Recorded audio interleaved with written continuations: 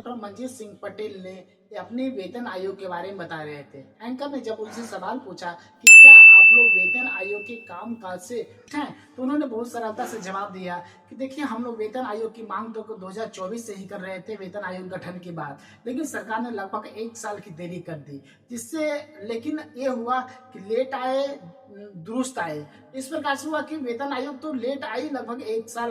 जैसे आपको दिल्ली चुनाव के समय इसकी घोषणा हुई और बिहार चुनाव के आसपास इसकी गठन किया गया, लगभग 1 साल का लेट हो गया। यहाँ से वेतन आयोग को मिला है कि 18 महीने में अपनी रिपोर्ट प्रस्तुत करने की। जब तक इससे पहले के वेतन आयोग को देखा जाए तो लगभग हर एक वेतन आयोग अपने काम काज को सही समय पर अपना प्रस्तुत नहीं कर पाए, लेकिन इस वेतन आयोग के कामकाज से हम लोग बहुत संतुष्ट हैं और इस वेतन आयोग को लगता है कि 18 महीने का जो समय मिला है, इससे पहले अपनी रिपोर्ट दे देगी, ऐसा उन्होंने बोला। ऐसा उन्होंने नहीं बोला कि ये कोई लिखित है, लेकिन ऐसा अनुमान लग रहा है कि जिस तरह से काम काज कर रही है वेतन आयोग, इससे हम लोग बहुत तरह से संतुष्ट हैं और ये 18 महीने से पहले आशा करते हैं कि अपना रिपोर्ट प्रस्तुत कर दे सरकार के पास और सरकार उसे जितना जल्दी उसे लागू करेगी।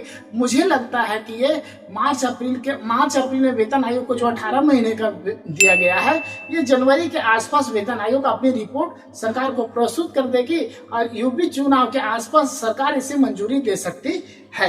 एंकर ने उनसे सवाल पूछा कि आप लोग ये बताइए कि अलग अलग फिटमेंट फैक्टर की मांग क्या है, पर क्या आप लोग सहमति हैं? तो उन्होंने बोला, देखिए, फिटमेंट फैक्टर एक ऐसा है कि जैसे एनसीजेसीएम ने जिस फिटमेंट फैक्टर को दिया 3.83, सभी कर्मचारी संगठन लगभग उसी पर मान गए हैं कि हमारा एक ही नेतृत्व है, एनसीजेसीएम 3.83 फिटमेंट फैक्टर। अब इसी पर हम लोग मांग रहे हैं।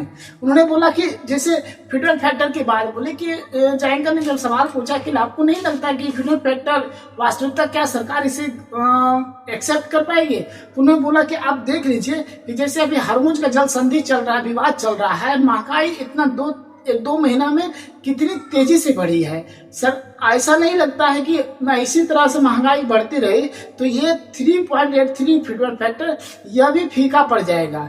अब तो उन्होंने एंकर ने सवाल पूछा, क्या कोई रिवाइज्ड किया जाएगा फिटमेंट फैक्टर? तो उन्होंने जवाब दिया कि ऐसा तो अभी कुछ विचार नहीं है। अगर हरमुज जल संधि का मामला जब सॉल्व हो जाएगा तो महंगाई कुछ कंट्रोल आएगी, लेकिन एक बात है, जब महंगाई एक बार बढ़ जाती है तो उसे नीचे लाना बहुत मुश्किल होता है। तो जिस प्रकार सरकार को हम लोग ध्यान में देकर बहुत सोच समझ के 3.3 फिटमेंट फैक्टर दिए हैं, ऐसी को मांग को रखते हैं। इसी 3 फिटमेंट फैक्टर पर हम लोग सरकार से वार्ता करने के लिए तैयार है कि इस फिटमेंट फैक्टर पर हम लोग सरकार और वेतन आयोग से आपस में बैठकर कुछ रास्ता निकाल लें जिससे कर्मचारियों को भला हो सके। उन्होंने बताया कि एक बार और सवाल पूछा कि आप ऐसा क्यों करते हैं कि डीए मर्ज का मैटर क्या है, तो उन्हें जवाब दिया कि 7वें वेतन आयोग में था कि 50% जैसी क्रॉस करता है बेसिक में डीए को मर्ज कर दिया जाए। तो उन्होंने बोला कि अभी 60% डीए चल रहा है, तो 60 पर हम लोग मांग करते हैं सरकार से 60% को बेसिक में मर्ज कर दिया जाए, उसके बाद डीए की जो भी बढ़ेगा उस पर दिया जाए। इससे यह होगा कि सरकार जब भी वेतन आयोग तो जो एरिया सरकार को देना है 1 जनवरी 2026 से है, उस पर वित्तीय बोझ बहुत कम पड़ेगा और सरकार को सहूलियत होगी कि फाइनेंशियल बोझ एक का एक नहीं पड़ेगा कर्मचारियों का। आप देखिए, 18 महीने प्लस 6 महीने, लगभग 2 साल का एरिया सरकार को देना होगा।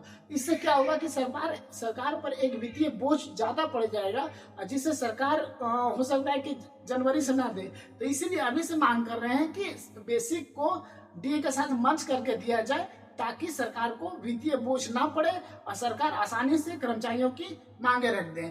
ऐसे ही लेटेस्ट जानकारी सुनने के लिए अगर फेसबुक पेज पर देख रहे हैं तो फॉलो करें और यूट्यूब पर देख रहे हैं तो सब्सक्राइब करें। मिलते हैं नेक्स्ट वीडियो में नई जानकारी के साथ, नई उम्मीदों के साथ।